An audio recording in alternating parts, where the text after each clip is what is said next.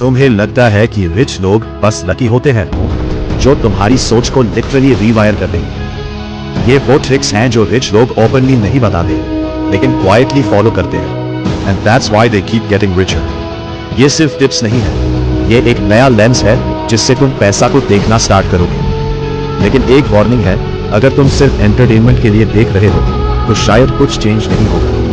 ये वीडियो उन लोगों के लिए है जो जेन्युइनली अपनी फाइनेंशियल लाइफ अपग्रेड करना चाहते हैं। अगर तुम रेडी हो अपनी पुरानी थिंकिंग को तोड़ने के लिए और एक नया माइंडसेट बिल्ड करने के लिए, तो फोकस करके देखना, क्योंकि पहला ही ट्रिक तुम्हारी आंखें खोल देगा। एंड ट्रस्ट मी, इसके बाद तुम पैसा कभी सेम तरीके से नहीं देखोगे। Trick 1, money is 100% emotional, 0 pure logic.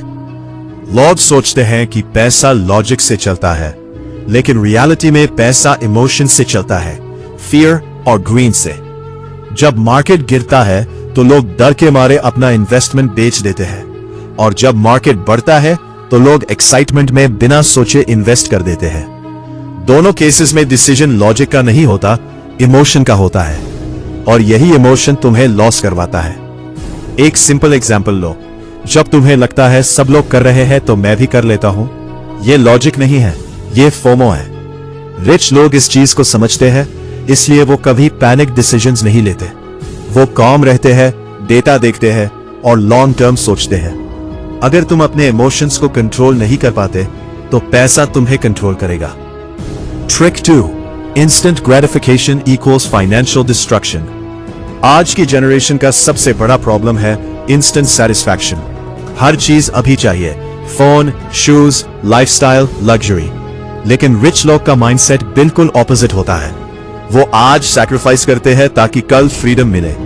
एक बंदा ईएमआई पे एक्सपेंसिव लाइफस्टाइल जीता है और दूसरा बंदा वही पैसा इन्वेस्ट करता है। कुछ साल बाद पहला बंदा स्ट्रेस में होता है और दूसरा बंदा फाइनेंशियली इंडिपेंडेंट होता है। ये डिफरेंस लक का नहीं, डिसिप्लिन का है। प्रॉब्लम यह है कि हम छोटी खुशी के लिए बड़ा फ्यूचर बर्बाद कर देते हैं। जो इंसान आज रुक सकता है वही कल फाइनेंशियली स्ट्रॉन्ग बन सकता है। ट्रिक 3, लाइफस्टाइल इन्फ्लेशन एक साइलेंट वेल्थ किलर है। जैसे ही इनकम बढ़ती है, लोग अपनी लाइफस्टाइल भी अपग्रेड कर देते हैं।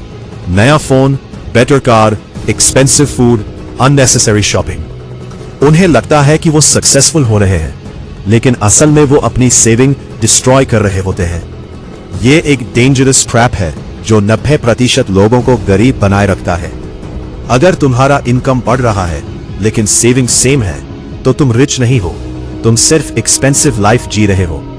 रिच लोग क्या करते हैं, वो अपनी इनकम बढ़ाते हैं लेकिन लाइफस्टाइल सेम रखते हैं या कंट्रोल रखते हैं। वो शो ऑफ नहीं करते, वो वेल्थ बिल्ड करते हैं। जॉब छोड़, जॉब से सिर्फ सर्वाइवल मिलता है, वेल्थ नहीं। जॉब अच्छी है लेकिन सिर्फ सर्वाइवल के लिए। जॉब में तुम अपना टाइम सेल करते हो और फिक्स सैलरी मिलती है। मतलब अगर तुम काम नहीं करोगे तो पैसा नहीं आएगा। ये डिपेंडेंसी तुम्हें फाइनेंशियली वीक बनाती है। रिच लोग सिर्फ जॉब पे डिपेंडेंट नहीं रहते, वो मल्टीपल इनकम सोर्सेज बनाते हैं। Business, investments, assets, online income. वो समझते हैं कि सिर्फ मेहनत से नहीं, सिस्टम से पैसा बनता है। अगर तुम सिर्फ जॉब पे डिपेंड हो तो तुम एक रैट रेस में हो जहां एंड रिजल्ट ऑलरेडी फिक्स्ड है। जॉब 5, फियर ऑफ लॉस तुम्हारा सबसे बड़ा एनिमी है। इंसान का माइंड लॉस को गेन से ज्यादा फील करता है। अगर तुम 1000 रुपए लॉस करते हो तो दर्द ज्यादा होता है कंपेयर टू 2000 रुपए गेन की खुशी। इसलिए लोग रिस्क लेने से डरते हैं। जब भी कोई अपॉर्चुनिटी आती है, पहला थॉट होता है अगर लॉस हो गया तो, और वही सोच तुम्हें एक्शन लेने से रोक देती है।